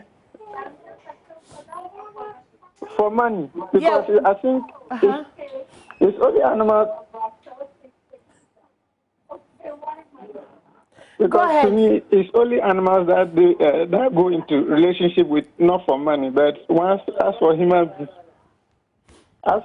beings, they go into relationship because the money exists. Wow, Joseph, really? Yeah, because animals don't have money, but human beings, there's something that motivates it. So I don't don't know how you came up with this analogy, but okay, Joseph.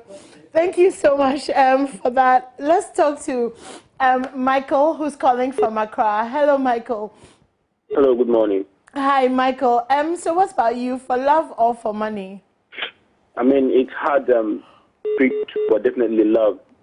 Oh, definitely love? In as much as I wouldn't totally agree, because love also helps, money helps love. You should have money. I mean, some relationships won't thrive. How long are you going to feed on love is the question. Love is the main thing, but money helps the love. Okay, so love is the main thing, but money helps it does. The love. It does, yeah. Okay, well, thank you for that. So let me come back to Gifty and Yao. I mean, you guys have heard the submissions of, our callers, our viewers. What do you think? Amashofa just did it for me this morning, because he talks about, and I think, he talks about the power of two, the fact that the Bible says, one can slay 1,000, two can slay 10,000. The power of coming together with somebody to achieve something. Is that something that maybe we've started to overlook? That importance or that value that's placed on the power of two people coming together to do something. Absolutely, absolutely, and that has been my basis actually, because you see. I'm still on this issue that wealth first. No, when two people come together for a common purpose, trust me, anywhere, they are so powerful that the world cannot stand them. All right, and I believe that two people can make the greatest wealth of their time by not necessarily waiting for another third party to make the wealth for the other person to come and enjoy. But they will fall in love, and then afterward, they will make their wealth together and enjoy it together and remain in love till the end. Okay. To the contrary, somebody else can have the wealth, okay, but because there is this sense of entitlement, I made the wealth. And especially when it comes to the women, when they make the wealth and the men come in, they put the men in a point of subservience. What do you mean? Say you can't do this, you can't do that, you can't do this, you can't do that. And then the relationship is based on rules and regulations. When there are rules and regulations, it's like walking on eggs.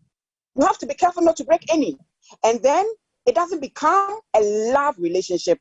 It becomes a master-servant relationship. So for me, the two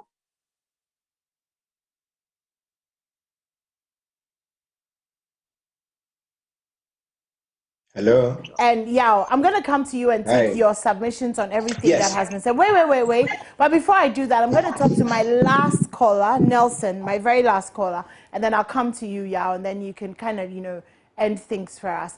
So let me speak to Nelson. He's calling us from the Upper East. Nelson, good morning. Yes, good morning. Hi, Nelson. So what do you think, for love or for money? In fact, none of them. Oh, okay. None of them. Let me make my point. Okay, make your point. Love is inherently designed in every human being. God placed love in every human being. Money is what we work for and get on this earth. And so when you want to consider marriage, it is not love that you look for, because love is already designed within you, so it is inherent. Now, what you need to consider first is your interest.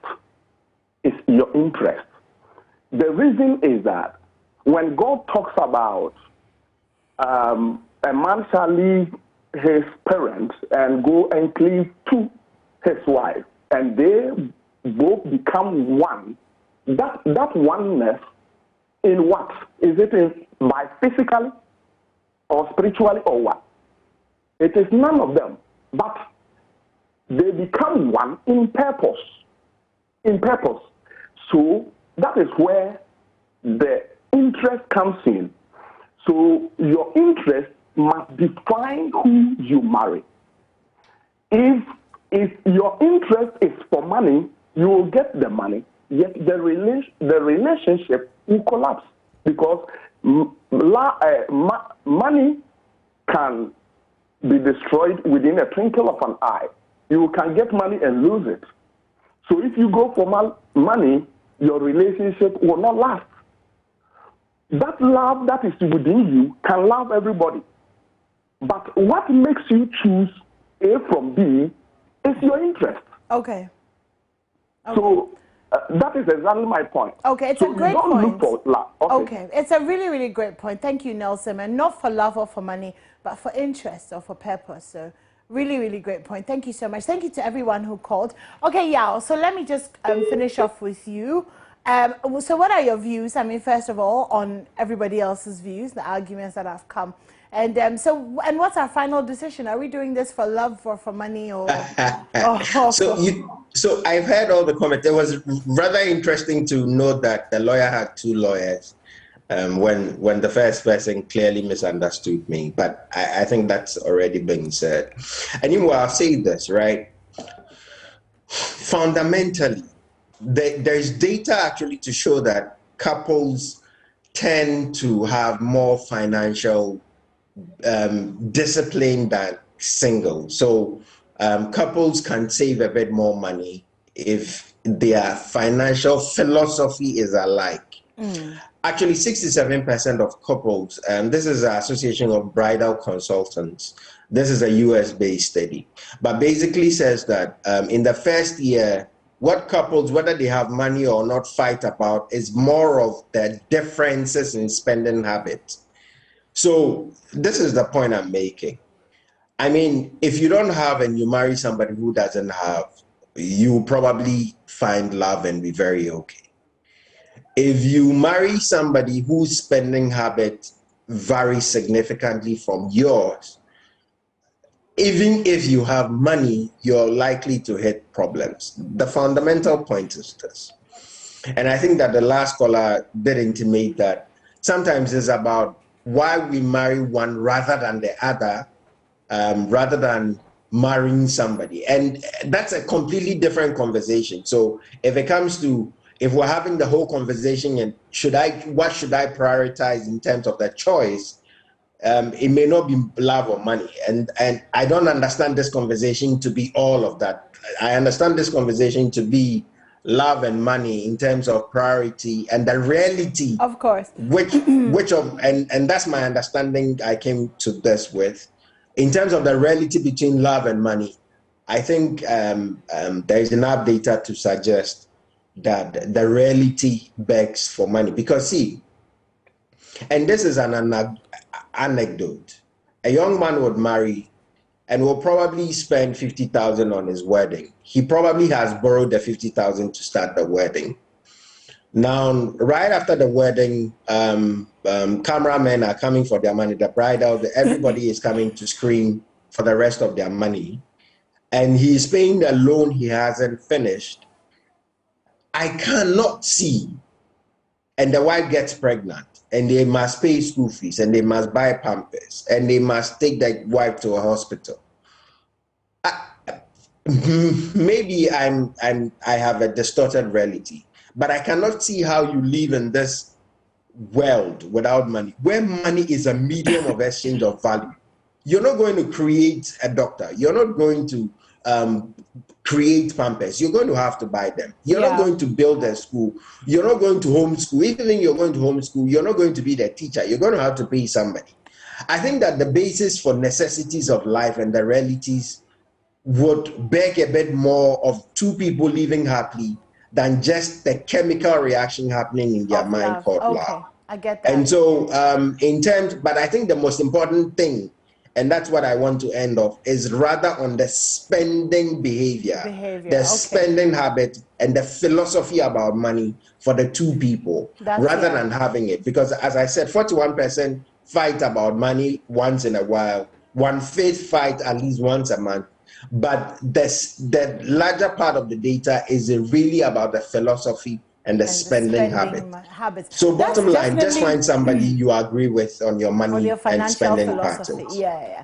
I get that. Fantastic angle, view, to all of this. And maybe something we don't think about as much, that sometimes it's not how much money we have, but it's actually how we choose to spend it and how we make decisions based on that. So thank you for that, Yao. I knew I could count on you for something extraordinary.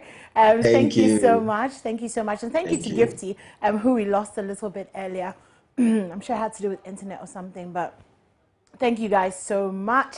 Okay, so that's our Relationship Friday done, for love or for money. I hope you've, I don't know, maybe taken something away and to help you make the choice a little bit easier. All right, we're going to go for a break. And when we come back, we'll be talking about where your district placed on the district level competition, measuring health, sanitation, governance, and so many other issues. We know Adentan was first and best when it comes to sanitation, health, and issues like that, how the district deals with them. I'm sure you want to find out where yours plays. So we'll do that right after this. Don't go anywhere. The districts were ranked by the implementation of their annual action plans. Some of them had followed through with their plans, whilst data was inexistent in some of the districts. Governance experts, therefore, want authorities in the various districts to ensure they execute the developmental goals they have set for the benefit of the people. Just look at the ranking and your score. You could compare yourself to other districts in Ghana. And therefore, in making your budget, you actually know the gap, that this is the area that I'm not doing well. So in preparing my budget, I should concentrate on this area. One of the indicators used, education, was measured by the transition and completion rates of students. The Gan West Municipal ranked first in its sector, with Ayawaso North ranking the least performing municipal in the same field. The Shai Osudoku district in the Greater Accra region came tops in the health sector with a 77.44% score, with Ablekuma West Municipal scoring the least mark of 3.98%. Access to water and improved sanitation was the third indicator. Here, Adenta Municipal ranked number 1, with the Tiripoli district picking the last position. ICT use and governance were also graded for the 260 districts studied. Research fellow at CSPC of the University of Ghana, Dr. Kojo Opoku, revealed lots of developmental gaps were identified in terms of access to services and distribution of resources. He, however, believes this can be addressed if resources are equally shared. For given sectors, some districts that are unexpected, they perform well, and others did not perform well. So for example, in the water and sanitation, we know the background of Adenta and how it performs. So that also tells you the implication of interventions. Dr. Nana Attoh Arthur of the Office of the Head of Local Government Services wants citizens to use details of the document to hold their officials accountable. If today I'm going to argue that there's lack of infrastructure in a particular region or particular district, I don't need to go far. I just pick this document. And if I'm going to see Ms. Dufay, have I pronounced it right? Yeah. She has a copy of the document. So she wants to test whether the person coming to see him or her understand the issues that the person is coming with. So if I go and I talk nonsense, it means that I've not even read the document. All right, well, you've heard that, seen that. We're going to speak to Charles Dradosi. He's a social policy specialist with UNICEF, and he's going to bring a few more issues to light for us. So good morning, Charles. Good morning. Hi, thank you so much for joining us this morning. Thank you too. So do you want to just take us through, exactly what this this competition, as it were, sought out to achieve? Okay, well, thanks very much for the opportunity. The district league table, the name may sound like it is a competition, but then it is actually a tool that is enabling us to see how our districts the citizens in the district level are doing on a league table. So you have those who are enjoying services much more than others who are at the top, and those who are not enjoying the services or being reached by services, or their well-being is low at the bottom. So for every sector, we have that table, and then the overall, you can tell the difference between those who are enjoying a better well-being, and then those who are not enjoying the kind of well-being that the others are enjoying. So that's why it is called a league table. It's not necessarily a competition. Competition, okay. So it's actually about the policies that these districts have that make life better for their constituents. Is that it? Am I getting it right? The quality of life and well-being. Yes. Okay, so for example, Adentan was number 1. Yes. Do you want to just take us through how they got to number 1? Some of the things that really stood out in that district that makes their constituents, have this better quality of life. Okay. So thank you very much. So, I mean, I even heard you mention Adenta in terms of the water. The access to water is very high in Adenta. Okay. Because of some interventions that were made in the not too long ago, a few years ago. And so now they have scored. I know of people who stay at that municipality who virtually have water flowing almost every day. Every other day, the water is pumped and they have water flowing. So it's a very good place to say if you want water. Then they also did well. Adenta municipality also did well in the education scores. They had Adenta was third in the overall education scores, just behind Gan West and then Bon Katamanso, which certainly also means that. So in the education sector, which certainly means that they had a high score over there, and on the whole, on the average, all their scores in the other sectors, even if they were not among the top 10, they did well enough to amass enough scores in all the other sectors to be, for instance, also in the ICT. In the top 10, they were part of the top 10. They were 6th overall in the ICT. So you can clearly see that Adenta featured very well and in all the sectors. Okay, what accounts for the fact that one district does better than another one? Yeah, so this is a question that we'll always be asking ourselves. The indicators are data, the data provided, all the indicators and the sectors are taken from the various MDAs at the national level, from their databases. So if you talk about access to education and quality of education, those indicators there, gross access rate to kindergarten, final exam pass rate at the BECE, net enrollment rate, transition rate, completion rate of at primary and JSS.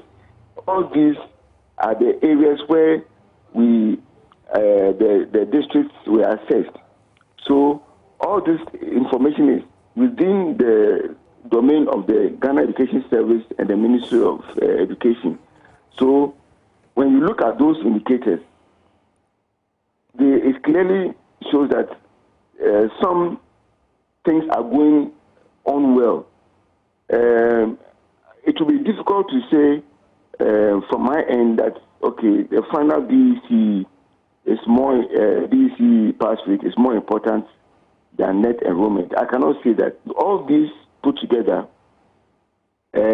make the education system stronger and much better. For instance, if the kids go to kindergarten, the access rate should be high. so that to build a foundation for better performance as the child grows into the other layers of the educational system. So we need to find out from each district what are they doing well at the district level. The GES District Education Office, the assembly, what are they doing that they are getting the kids to pass their exams? What are they doing to ensure that the kids complete their primary and GHS? What are they doing to ensure that the transition rate is high from primary to GHS and then from GHS to SHS? So these are some of the things which all districts and also the GES, in terms of education, we need to ask why it is going on well in Adenta or in the Down West, which was number one in the education, and why in the Ayawaso North Municipal, which is also in the Greater Accra, was last in the education ranking. So it's very interesting that we need to find out exactly what is going on at Ayawaso West, for instance, Ayawaso North, to find out what are the problems and then investigate further and then come out with specific measures tailored to that district. Okay, so we know that the districts that are performing well, but we're not very clear on the whys, if I'm right. Is that what you're saying? You mean we know about the districts that are performing well? But we don't know that the particular things that are contributing to. So, for example, why is the GES in this district, doing better than maybe in another district? Yes, so the statistics is there that, like we have said, it is okay. I mean, this is a district that the children are learning, they are completing school, their pass rates are high, and they are also their kindergarten. It is all those indicators put together. But then, what are the practices? What are the measures, specific measures that schools, the district supervisory unit, the GES at the district level there, what they are doing? Maybe we may need to go there, and I'll be very happy if Joy News can go to, for instance, Down West Municipal to find out what are some of the measures that they are doing. Not necessarily the district assembly. It could be both the GES at the district level and the district assembly, and then what they are doing well. And then we can go to the Ayawaso North Municipal. They are also in Accra. They are in Accra. But how come they are indicated? So I'll be very happy if Joy News can do some kind of comparative some comparative study, just a brief visit to those districts and then talk to the authorities there to find out what they are doing. In fact, UNICEF, some years ago, we did it. One of your colleagues, we asked him to go to the district that was last, and he came up with some very interesting findings, which we shared, and which we think it should be the way forward.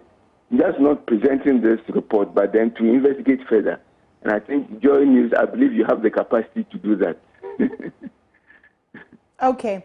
All right, Charles. Thank you for that. We'd like to bring in some of our viewers. Okay, I'm standing by. Yes, thank you. So if you're watching us, how do you feel about where your district ranked, and what do you think can be done in your district to make it better? And if you live in Adenta, well, what do you love about your district? 0302-211-691, 0302-211-692. Give me a call. I'd love to know what you think, how you feel about your district and the issues that are in your district. What are you going to do about it? How are you going to help to make it better? So let me just run through the 10 topmost scoring. Okay, and maybe Charles can actually do that for us. Charles, is it possible for you to just take us through the top 10? In the overall top 10, right? Yes, please, yes.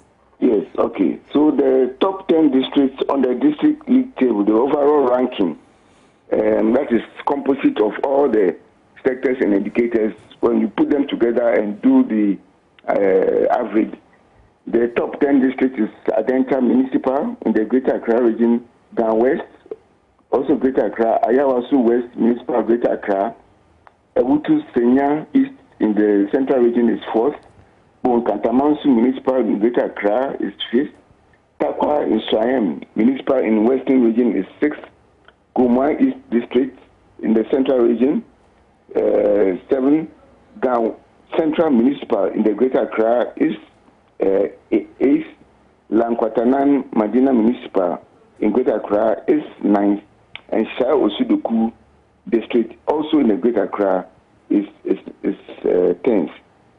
Okay, that sounds good. But whilst we, but just before we engage with some of our viewers, the districts that didn't do well.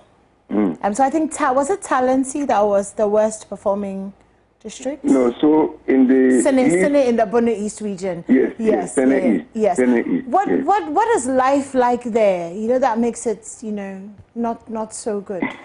Yes. So in fact, for every district league table, anytime we do a district league table and we observe we notice the district that did not do well, it becomes a major concern for us, and we would have wished to even do some more assessment of what went wrong in that district. But let me just give you some example. For instance, for Sene, Sene scored was 256 in the scoring in governance. Their score was 1.58. So scoring 1.58 already, you are already going far behind in terms of the scores. I'm not having the full tables for each of the sectors here because I only have the top 10. I wish I could do. I could have gone through it before the interview, but suffice to say that what is simply Senate's position simply means that on the average, it's scored very low in all the sectors, on all the indicators, and this is where I can do this thing later on for you to. Okay, sure. Yes, but for now, it means that Senate is the worst place for the well-being of citizens in Ghana. That the people in there have the worst in terms of the well-being and life support for their for their okay, all right. That's very interesting. Phone lines are still open. I'm sorry, I just lost someone. 0302-211-691 or 2. Okay, so Charles, I mean, what can people in these constituencies or these districts, especially the ones that didn't do great, you know, what can they do to kind of make life better for themselves and for those in the area? But before you answer that, let me speak to Anthony, who's calling from Inkarie. Hi, Anthony. Good morning. Hello, Anthony. Hello, am I on air? Yes, you're on air. Thank you very much. Actually, these rankings that we normally use to, place schools ahead of the others. Sometimes I don't understand the ranking. For instance, if you go to places like Western North, it is very difficult to come by chair. What I mean is that students find it difficult to have chair to sit on for lessons and even books. Very difficult to do research on net because no access to network. So how do we, help promote or lift the level of education high in those areas? So the authorities have to help in the areas so that they can catch up. Thank you very much. Okay, thank you so much for that, Anthony. Okay, so let me finish up with you, Charles, because we've run out of time. So please don't call us. We've run out of time. Charles, so like I said, what can the constituents or those who live in the districts that are not performing so well, what can they do, you know, on a personal level to make life better? This report is clearly indicating the specific areas where the district is lagging behind, and so investment and prioritizing those areas is very key.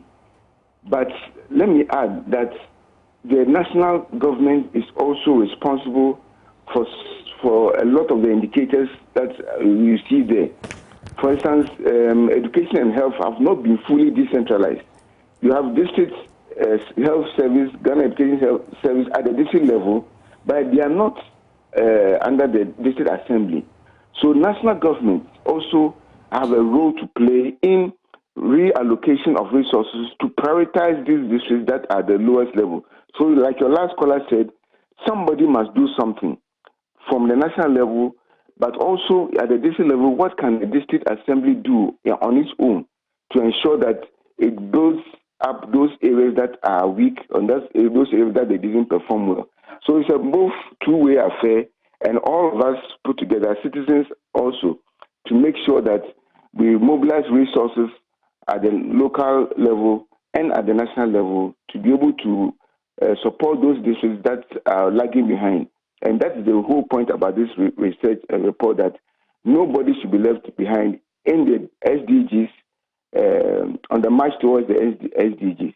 Much for joining us this morning. Charles Dradosi, is with UNICEF. Thank you so much for that.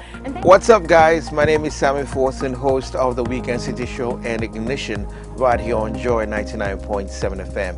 Well, anytime you happen to be busy and you miss out on your favorite shows right here on Joy FM, here's what you can do. Log on to myjoyonline.com/podcast. Just go on there and you'll find all your shows on demand 24/7. There you can catch up. Remember, Joy FM remains your radio for discerning listeners. And thank you so much for staying tuned in. It's been a fantastic Friday having you here with all of us. A very big thank you to Echo, my fantastic producer, Yao, amazing director, to the backroom squad. And thank you guys all so much. And of course, lights, camera, action in the studio here with me. It takes not just me to give you such a fantastic show every morning. So thank you to the whole team. We're taking a break for 2 days. Yes, we'll be back on Monday. But of course, Joy News TV has so much to offer you in the hours to come and over the weekend. So have a fantastic weekend. Stay safe out there. Don't forget to wear your mask, wash your hands, and physically social distance. God bless. See you on Monday.